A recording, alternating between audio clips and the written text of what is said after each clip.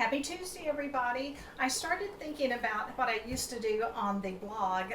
For a while, I would give Tuesday tidbits on certain things to do or not to do for cooking. And the other day, I did a video, actually, Sevi, who is here now, did it for me on the perfect chocolate chip cookie. And then a friend of mine ended up calling me and asking me the difference in how to get a flat cookie as opposed to a fluffy cookie. And because I like the fluffy cookies because they're softer, I never try to get them flat, but she likes the flat, I guess, crispier ones. So I wanted to just get a couple of little bits of information that would help you either get it flat or fluffy, whichever you prefer.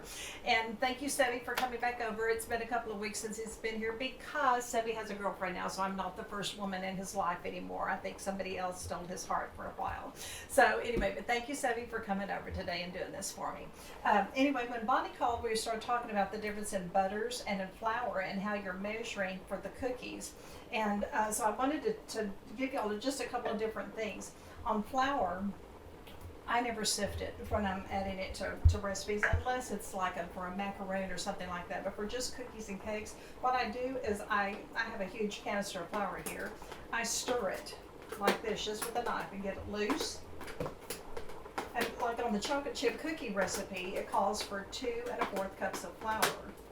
So what I do is I just stir it, I dip the measuring cup in it. I don't, of course, you can spoon it in. This is just easier and it works. And just level it off with a knife.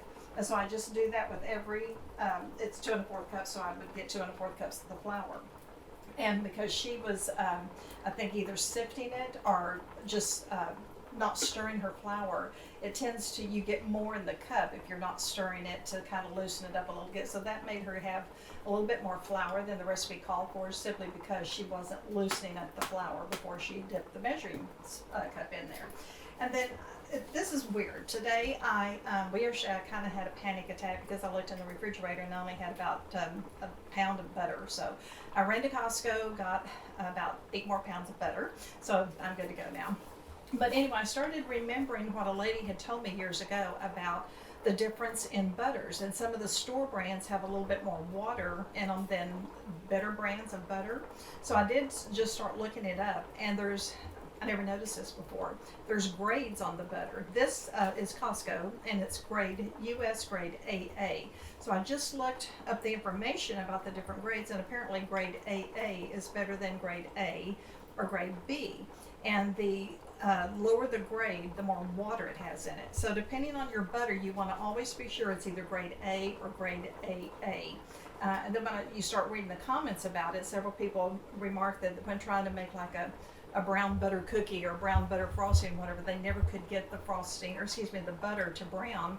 It's because there was so much water in it. So Costco is a good brand. I use Walmart butter also. I've never had a problem.